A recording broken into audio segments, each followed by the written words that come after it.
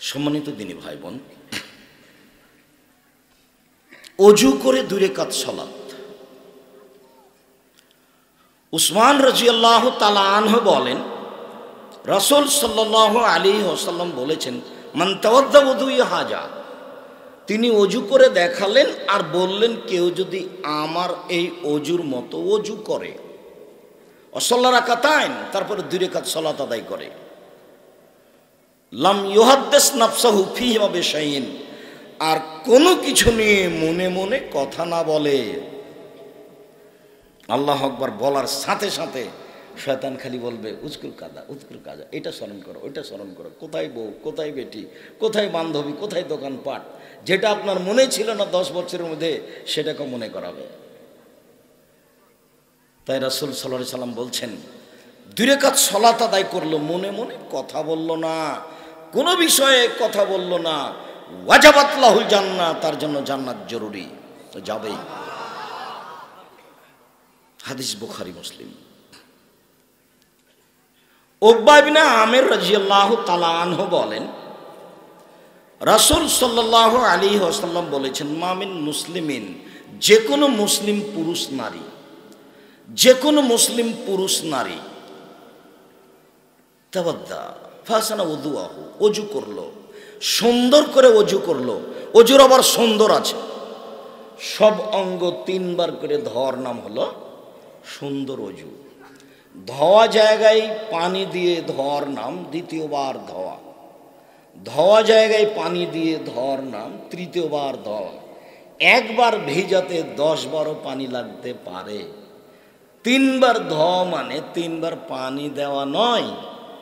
3 বার ধোয়া মানে প্রথমবারই সব ভিজে গেছে, তারপরে আবার পানি দিয়ে ভিজানো, তারপর আবার পানি দিয়ে ভিজানো, তার নাম হচ্ছে ইসবাগুল ওযু।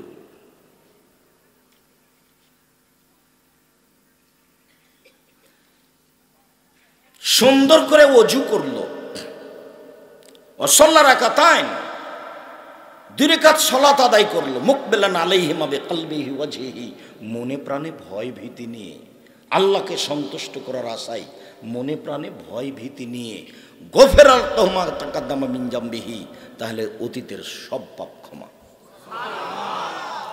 হাদিস তো বুখারী মুসলিম। সুন্দর করে অজুর কথা বলতে গিয়ে একটা হাদিস মাথায় বারবার ধাক্কা খাচ্ছিল, ওটা একটু বলি। আব্দুল্লাহ ইবনে আব্বাস রাদিয়াল্লাহু তাআলা আনহু বলেন, রাসূল সাল্লাল্লাহু আলাইহি ওয়াসাল্লাম বললেন, আল্লাহ তাআলা বলেন, মানে হাদিসে কুদসি, আল্লাহ তাআলা বলেন, হাল তাদরি ইয়া মুহাম্মদ ফিমা ইয়াখতাসিমুল মালাউল আলা, মুহাম্মদ আপনি কি বলতে পারেন উপরে কি নিয়ে হইচই হচ্ছে? মুহাম্মদ আপনি কি বলতে পারেন উপরে কি নিয়ে হইচই হচ্ছে? আলা না, আল্লাহ রাসূল বলেন, হ্যাঁ আমি বলতে পারি, উপরে কি নিয়ে হচ্ছে হইচইটা আমি বলতে পারি। ফিল কাফারাত, মানুষের পাপ মিটে যাবে কিসে, এই নিয়ে হইচই হচ্ছে। কি করলে মানুষের পাপ মিটে যাবে, এইগুলো ফেরেশতাগণ বলা বলি করছেন, তারই হইচই হচ্ছে। তখন বলা হচ্ছে আল কাফারাত আল মাকসু ফিল মাসাজিদ বাদা সালাওয়াত। 1, সালাতের পরে মসজিদে বসে বসে তাসবিহ তাহলিল করা। আপনাকে আমি দেখেছি একবারে জুমার দিন সালাম ফিরার সাথে সাথে লাফ দিয়ে উঠেছেন। কতদিন আপনাকে ঠেকালাম আর আপনি বললেন যে আব্দুর রাজ্জাক এসে আমাকে ধমকালেন। আপনাকে আমি ধমকাইনি, আপনি ওইভাবে উঠেন কেন? ওটা কি? আপনি এসেছি, আমি এখানে কথা বলছি, আপনি দোকানপাটে কথা বলছেন কেন? অসম্ভব, এরকম সুযোগ নেই। 32 বছর আমি কোনোদিন অপ্রয়োজনীয় কথা বলিনি। আপনি কোন সাহসে দোকানে বসে থাকেন ওখানে? এটা গ্রহণ করতেই পারি না, এটা অসম্ভব। আপনাকে আমার এখানে আসতে হবে, আমি বাধ্য নই। কোনোদিন এই দীর্ঘ 32 বছরে কোনোদিন কোনো সভাপতি, কোনো সেক্রেটারি, কোনো ব্যক্তি, কোনো জজ, কোনো ব্যারিস্টার, কোনো মন্ত্রী, কোনো সভাপতিকে হিসাব করে আমাকে কথা বলা লাগেনি। এরকম সুযোগ, এরকম পজিশন আল্লাহ আমার কাছে নিয়ে আসেননি কোনোদিন। কোনোদিন আমাকে পিছিয়ে হটা লাগে না। কোনো কাজ আমার পরিকল্পনা নিয়ে নেই, এমনিতে অটোমেটিক হয়। আপনি যান জামিয়া সালাফে রূপগঞ্জ নারায়ণগঞ্জ দেখে আসেন, 51 বিঘা জমির ওপরে। আপনি ভাবতে পারবেন না এটা হয় কি করে, আমিও ভাবতে পারি না। যেখানে 200 শতক জমির উপরে মসজিদ নির্মাণ হতে যাচ্ছে, খালি মসজিদের জন্য 200 শতক জমি। কোনো হিসাব নেই এমনিতেই। যান আপনি রাজশাহী, 26 বিঘা জমির উপরে প্রতিষ্ঠান, একদিক থেকে আর এক দিক দেখলে কেমন কেমন লাগে, ওই যে প্রাচীর দেখা যাচ্ছে। 90% জমির উপরে মসজিদ, 3 তলার কাজ শেষ হচ্ছে, যার একতলাতে 3000 মানুষ একসাথে সালাত আদায় করতে পারে। যান আপনি তেঘরা, বিরল, দিনাজপুর, 18 বিঘা জমির উপরে প্রতিষ্ঠান, যার 2 তলা হচ্ছে, কিভাবে আমি নিজেও জানি না। আপনাকে আমি এই বিষয়ে দোয়া করতে বলেছি, দান পরে। আপনি এলাকার মানুষ, খিলগাঁও কি যেন বলছে, আপনি দান করলেও জামিয়া সালেহা চলবে, না করলেও চলবে। মাসে 32 লক্ষ টাকা লাগে, বলুন তো আপনি কত টাকা দিয়েছেন? 32 লক্ষ মাসে বেতন। বিদেশি শিক্ষক যারা, বিদেশি শিক্ষক আছেন জামিয়া সালাফিয়া, যার পিছনে বেতন সহ, থাকা খাওয়া সহ, বাবুর্চি সহ প্রায় 80,000 করে খরচ আছে। ওদের 10 জন শিক্ষকের থাকা খাওয়া ভিন্ন, ওরা অন্য অন্য শিক্ষকের সাথে খায় না, থাকে না, ওদের বাবুর্চি ভিন্ন, ওদের খানাই ভিন্ন। আমার মনে বড় স্বাদ, আমি এই দেশের মাটিতে উন্নত মানের প্রতিষ্ঠান গড়বই গড়ব ইনশাআল্লাহ, যেখানে ছেলে মেয়ে বাংলা, ইংরেজি, আরবি উন্নত মানের শিক্ষা অর্জন করে জাতির অন্যায়ের বিরুদ্ধে লড়বে মুখে কলমে মিডিয়ায়। ইনশাআল্লাহ আমি এই কাজে বাস্তবায়ন হবই হব ইনশাআল্লাহ। সম্মানিত দিনী ভাই বোন, রাসূল সাল্লাল্লাহু আলাইহি ওয়াসাল্লাম বলছেন, আল্লাহ তাআলা বলেন, বলতে পারেন আপনি উপরে কি নিয়ে হইচই হচ্ছে? জি বলতে পারি। মানুষের পাপ মিটে যাবে কি নিয়ে? তা নিয়ে হইচই হচ্ছে। মানুষের পাপ মিটে যাবে সালাত আদায় করার পরে মসজিদে বসে বসে জিকির আজকার করলে, সালাম ফিরার পর পরে আপনি লাফ দিয়ে ওঠেন, এই তো আপনার স্বভাব। এত তাড়াহুড়া কেন? এখন কেন আপনি দোকানে বসে চা খাচ্ছেন? এটা কি? এটা কোন স্বভাব? বুঝেও বুঝে না ওরা, অন্তর আছে বুঝে না, দেখেও দেখে না ওরা, চক্ষু আছে দেখে না, শোনেও শোনে না ওরা, কান আছে শোনে না। উলাইকা কালানাম, তারা পশু প্রাণীর মতো, তারা গরু ছাগলের মতো, তারা কুকুর স্ত্রীর মতো, বালহুম আদাল, বরং তার চেয়ে খারাপ। নিজেকে পশু প্রাণী মনে করবেন না, মানুষ মনে করবেন, কথার দাম দিবেন, প্রয়োজন আছে। শ্বাস বন্ধ হয়ে গেলে হিসাব নিকাশ শুরু হবে। 2, অল মাসি আলাল আকদামিনাল মাসাজিদ, পায়ে হেঁটে মসজিদে গেলে ওদের পাপ ক্ষমা হয়ে যাবে, এই নিয়ে হইচই হচ্ছে। 3, ইসবাগুল ওযু আলাল মাকারে, এটা হলো কথা। কষ্টের সময় ভালো করে ওযু করলে ওদের সব পাপ ক্ষমা হয়ে যাবে, এই নিয়ে হইচই হচ্ছে। এরপর আল্লাহ রাসূল বলছেন, মানে আশা বেখাইরিন মাতা বেখাইরিন, এই যদি করে বেঁচে থাকা ভালো, মরে যাওয়া ভালো। এই যদি করে বেঁচে থাকা ভালো, মরে যাওয়া ভালো। এই যদি করে বেঁচে থাকা ভালো, মরে যাওয়া ভালো। ওয়া কানা কায়াউমিন ওয়ালাদাতহু উম্মুহু মিনাল খাতিয়াতে, তারপরে লোকটা হয়ে যায় সেই দিনের মতো যেদিন তার মা তাকে জন্ম দিয়েছে। তারপর লোকটা হয়ে যায় সেই দিনের মতো যেদিন তার মা তাকে জন্ম দিয়েছে। তারপর লোকটা হয়ে যায় সেই দিনের মতো যেদিন তার মা তাকে জন্ম দিয়েছে।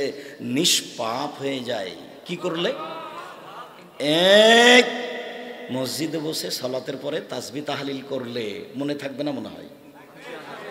2, পায়ে হেঁটে মসজিদ গেলে ইনশাআল্লাহ। 3, সুন্দর করে ওযু করলে ভালো, কষ্টের সময় সুন্দর করে, লালাল মাকারে বলা আছে, কষ্টের সময় সুন্দর করে ওযু করলে। কষ্ট কি? শীতের দিন। বারাকাল্লাহ, জাযাকুমুল্লাহ খায়র, অনেকখানি বুঝেছেন। যাক, আমরা বলছিলাম ওযু করে 2 রাকাত সালাত। বুরাইদা রাদিয়াল্লাহু তাআলা আনহু বলেন, আসবাহা রাসূলুল্লাহ সাল্লাল্লাহু আলাইহি ওয়াসাল্লাম ফাদা বেলালান, একদা আল্লাহর নবী ফজরের সালাত আদায় করে বেলালকে ডাকলেন, বেলাল বেমা সাবাক্তানা ইলাল জান্নাহ, তুমি আমার আগে জান্নাতে গেলে কিভাবে? কিভাবে? বেলাল, তুমি আমার আগে জান্নাতে গেলে কিভাবে? কারণ কি? মা দাখালতুল জান্নাতা কাত্তু ইল্লা সামাইতু খাসখাসাতা কামামি, যতবার আমি জান্নাতে ঢুকি ততবার দেখি তুমি আমার আগে আগে জুতা পায়ে দিয়ে হাঁটো, আমি তোমার জুতার শব্দ শুনতে পাই। ঘটনা কি বলো তো বেলাল, কি এমন করো তুমি? তখন বেলাল রাদিয়াল্লাহু তাআলা আনহু বলেন, মাআযানতু কাত্তু ইল্লা সাল্লাইতু রাকাতান, যখনই আমি আজান দিই তখনই 2 রাকাত সালাত আদায় করি। 2 ওমা আসাবানি হাদাসুন কাত্ত, যখনই আমার অজু ভেঙে যায় তাওয়াদ্দাতু ইনদাহু, তখনই অজু করি। ও রাইতু আন্না লিল্লাহি রাকাতান, আর তখন আমি মনে করি যে আমার উপরে 2 রাকাত সালাত হয়ে গেছে, আমি 2 রাকাত সালাত আদায় করি। অজু করলেই আমি 2 রাকাত সালাত আদায় করি। তখন আল্লাহ রাসূল বলছেন, বেহেমা বেলাল, বুঝেছি, এই কারণেই তো তুমি আমার আগে আগে জান্নাতে জুতা পায়ে দিয়ে হাঁটো, এটাই কারণ, এই দুটাই কারণ বেলাল। এই হাদিসের মধ্যে একটা আলোচনা আছে, অজু ভাঙলেই অজু করতেন এবং 2 রাকাত সালাত আদায় করতেন। আপাতত অজু করে 2 রাকাত সালাত আদায় করতে হবে, এই কথাটা শেষ করলাম। অজু করলেই 2 রাকাত সালাত আদায় করা ভালো। অজু করে 2 রাকাত সালাত আদায় করলে অতীতের সব পাপ ক্ষমা। অজু করে 2 রাকাত সালাত আদায় করলে রাসূল সাল্লাল্লাহু আলাইহি সাল্লামের আগে আগে জান্নাতের সুযোগ হয়ে যেতে পারে। তার মানে ভালো জান্নাত পাওয়া যাবে ইনশাআল্লাহ, নিরাশা হয়েন না। মানুষের জন্য জান্নাত, ওখানে পশু প্রাণী গরু ছাগল থাকবে না। জান্নাত কার জন্য?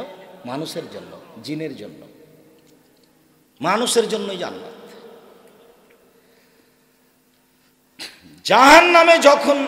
জাহান্নাম যখন মানুষ দিয়ে পূর্ণ হবে না, তখন আল্লাহ পা ঢুকিয়ে দিবেন জাহান্নামে, দিয়ে বলবেন যে এখন পূর্ণ হয়ে গেছে, পূর্ণ হয়ে গেছে, পূর্ণ হয়ে গেছে। আর জান্নাত যখন মানুষ দিয়ে পূর্ণ হবে না, তখন মানুষ আবার বানাবেন, ওই সময়ে বানিয়ে ওদের জান্নাতে দিয়ে দেবেন।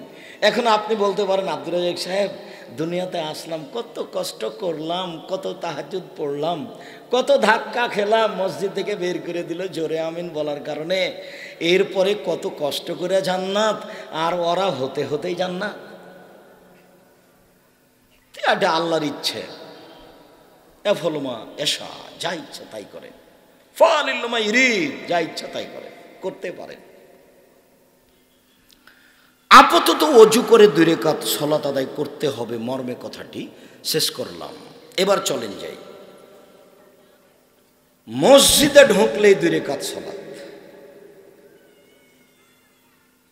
কাতাদা রাদিয়াল্লাহু তাআলা আনহু বলেন, রাসূল সাল্লাল্লাহু আলাইহি ওয়াসাল্লাম বলেছেন, ইজা দাখালা আহাদুকুমুল মসজিদা ফালিসাল্লি রাকাতাইন ক্বাবলা ইয়াজলিসা, তোমাদের কোনো ব্যক্তি যখন মসজিদে ঢুকবে সে তখন বসার পূর্বেই যেন 2 রাকাত সালাত আদায় করে। সে বসার পূর্বেই কি করবে? 2 রাকাত সালাত আদায় করবে, এটা আদেশ, সে যেন করে। জাবের রাদিয়াল্লাহু তাআলা আনহু বলেন, দাখালা রাজুলুন ইয়াউমাল জুমআ ওয়ান নবী সাল্লাল্লাহু আলাইহি ওয়াসাল্লাম ইয়াখতুব, একদা জুমার দিন একটা লোক মসজিদে ঢুকলো, আল্লাহর নবী তখন জুমার খুতবা দিচ্ছিলেন, ঢুকেই ফাজালাসা, বসে গেছে। তো আল্লাহ রাসূল তাকে বললেন, আসল্লাইতা, তুমি সালাত আদায় করেছো? কালাল্লাহ, জি না, আমি সালাত আদায় করিনি। তখন আল্লাহ রাসূল বললেন, কুম, ওঠো, ফাসাল রাকাতাইন, 2 রাকাত সালাত আদায় করো। খুতবা চলাকালীনও কেউ ঢুকলে বসতে পাবে না, 2 রাকাত সালাত আদায় করতে হবে তারপরে। আর যিনি খুতবা দিচ্ছেন তার চোখে যদি পড়ে যায় যে কেউ ঢুকেই বসে গেল, তাহলে তাকে কি করতে হবে? উঠিয়ে 2 রাকাত সালাতের জন্য বলতে হবে। ইমাম খতিব মুক্তাদির সাথে কথা বলতে পারেন, মুক্তাদিও ইমামের সাথে কথা বলতে পারেন। প্রমাণ ওই যে